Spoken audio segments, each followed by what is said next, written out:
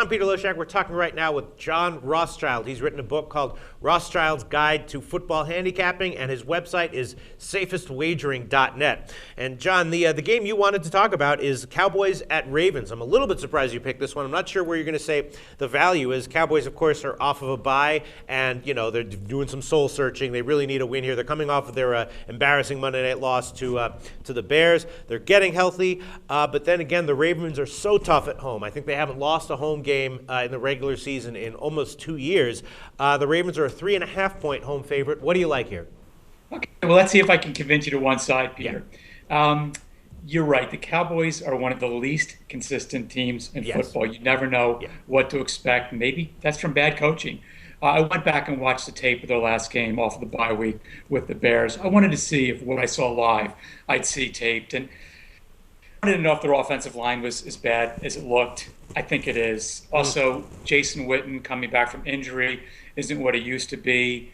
Des Bryant, I don't know if he's missing team meetings, but he's not running routes. He's not on the same page with Romo. Also, Miles Austin isn't healthy. So most of Tony Romo's weapons are not performing like they should. Right. Last week, he gave up 5 interceptions. Now, they weren't all his fault, but I'd like to think that the Cowboys could figure out some way to get a tip ball and to prevent all those interceptions. 5 is, you're not going to win a game with 5 interceptions.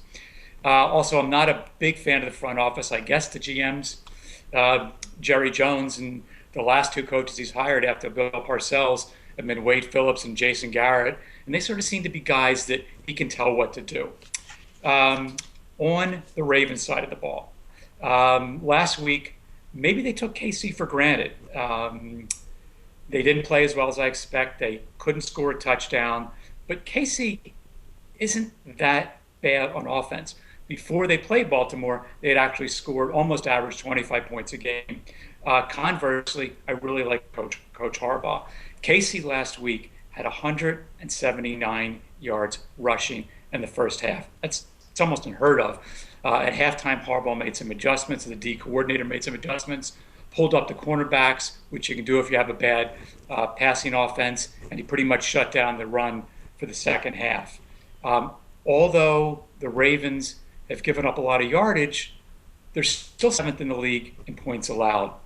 And then one other point is Ray Lewis, the slimmed down version of Ray Lewis, which is still pretty intimidating to me. He may not be the guy that he once was, but when you get him in the red zone, he's like another coach, and that's why a lot of teams just can't convert. Also, I think that hurry-up offense is going to confuse a poorly coached Dallas team. A couple other considerations, Peter. You had mentioned the bye week. It is true that teams win more often than not off of a bye week, but they do not cover against the spread more often off of a bye week. And just a couple other things. This is a true story I think you guys will get a kick out of. We're going to digress a little bit here. When my kids were getting raised, we had a nanny. She did a great job raising the kids. She went off and had her own child. She was a huge Dallas fan and a huge Giants fan. And she called me up one day and she said, my daughter has just learned her first words. I want to bring her over. I want you to hear what she's got to say. I said, that's great, Rachel. Bring her over. She brought her daughter over. She opened up her mouth to say what I thought was going to be mommy and daddy. And her first 2 words were, Dallas sucks. Now, I don't know that I would use the same terminology, but I don't think they're going to perform that well this week.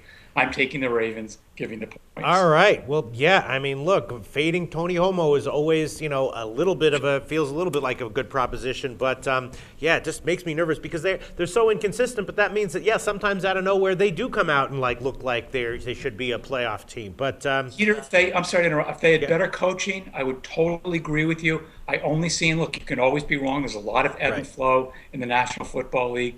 I just see them regressing, not getting better. All right. Well, we'll see how this turns out. I'll be very impressed if the Ravens get an easy cover here. Thanks, John. We'll talk to you next week.